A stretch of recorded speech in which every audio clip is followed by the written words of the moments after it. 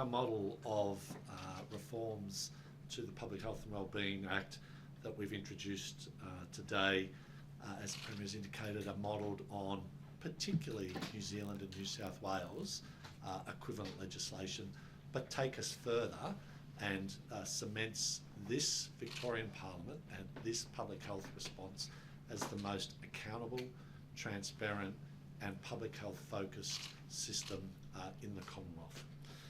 Under the updated pandemic management framework, the Chief Health Officer's public health advice will in fact be more central, more transparent and more present in the public debate than it has ever been.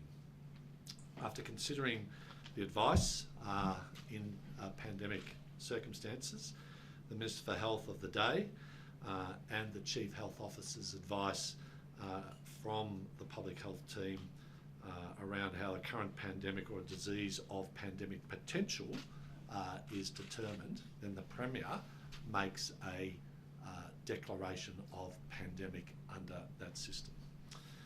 A report setting out the reasons for the declaration of the pandemic and both the advice of the Minister and the Chief Health Officer then has to be tabled in both Houses of Parliament.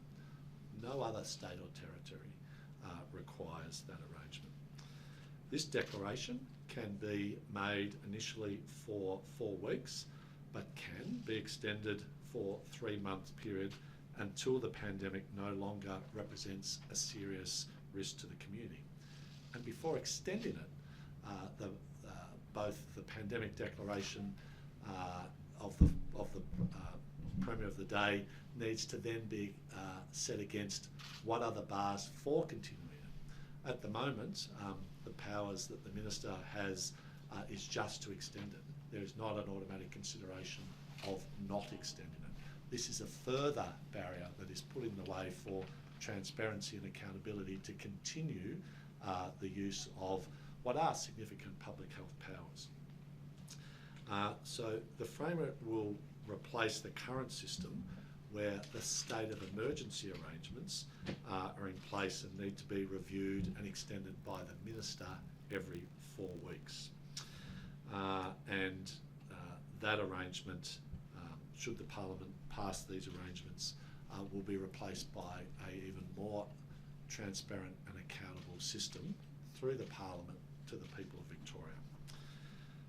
Under that new framework, should it pass the Parliament, once the pandemic declaration is made, then the Minister of the day issues pandemic orders that then put in place the system of how you respond to the pandemic.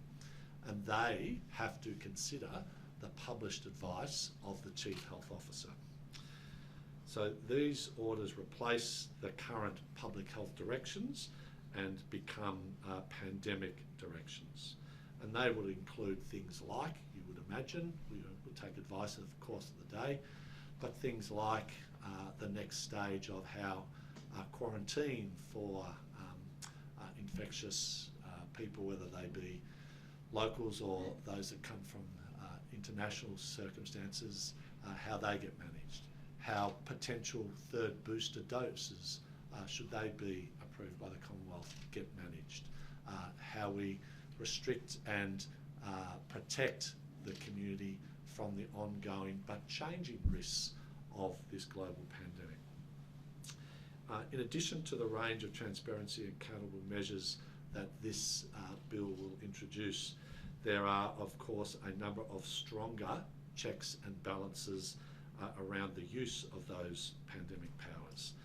And that is only appropriate given the lessons that we've learnt over the course of the past 20 so months. One of these measures is the establishment of an independent pandemic management advisory committee made up of public health, human rights and other experts and wider community representatives who will be established to specifically advise on the pandemic response and management powers. The Minister of the day must also consult with any other persons they consider appropriate when making pandemic orders and consider any factor they believe relevant to those orders. Of course, public health orders are at the heart of that. That's why they will be published and tabled in the Parliament.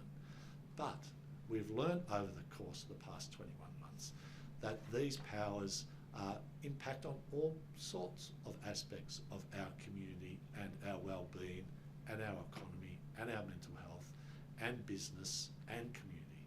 And it will be the intention of this bill to make sure that all those voices are heard in a transparent way. And not only are they heard, but their views are then tabled in the Parliament as part of that process of arriving at orders.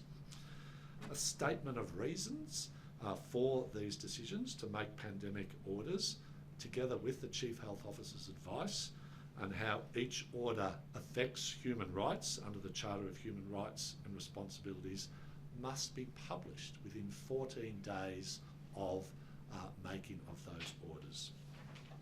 Any advice of the new Independent Pandemic Management Advisory Committee must be tabled in the Parliament. These laws will enshrine a person's right to privacy, with the new framework making it an offence to obtain information that is obtained through either contact tracing or QR codes for non-public health purposes. These protections go further than any other jurisdiction in the Commonwealth. It will also introduce an aggregated offence for people and businesses who intentionally or recklessly breach pandemic orders or directions. At the other end of the framework, it will also introduce recommendations that have been proposed by the Attorney General's Fines Reform Advisory Board to take account of, for vulnerable and disadvantaged people, how the infringement system would work in their regards, particularly taking into account their ability to pay. There is also a new concessional fine scheme to create penalty options for people who are experiencing financial hardship. Under this new scheme, eligible people who receive infringements will be able to apply to the Director of Fines Victoria to have their fine amount reduced.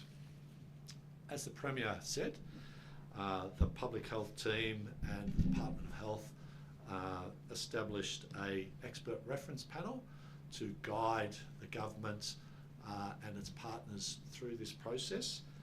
There was widespread consultation with a range of leaders and groups in public health, in human rights, in the law, the impact that these arrangements might have on culturally and linguistically diverse communities, impacts on the social services sector, impacts on the wider Victorian community, to ensure that this legislation met the needs of our response now to this particular set of circumstances, but equally to set us up for the learnings for, we hope not any day soon, but we suspect the inevitability of future pandemics. So in this regard, this is a significant set of reforms, and I want to thank those crossbenchers who took up the offer that we made to all crossbenchers and members of the Legislative Council after the Parliament requested earlier this year that we make no more extensions to the state of emergency powers, which we're now delivering on, and that we make sure that we have a fit-for-purpose, democratically accountable, transparent and reinforcing the best traditions of the Westminster system, a series of measures in place that create both public health confidence and wider community confidence in getting us through this particular pandemic, but setting us up for the future for how future pandemics might be managed in an important, transparent and accountable manner. I might ask Brett to add a few more comments and take us through some of the circumstances of both the current outbreak and vaccination arrangements that are in place. Thank you.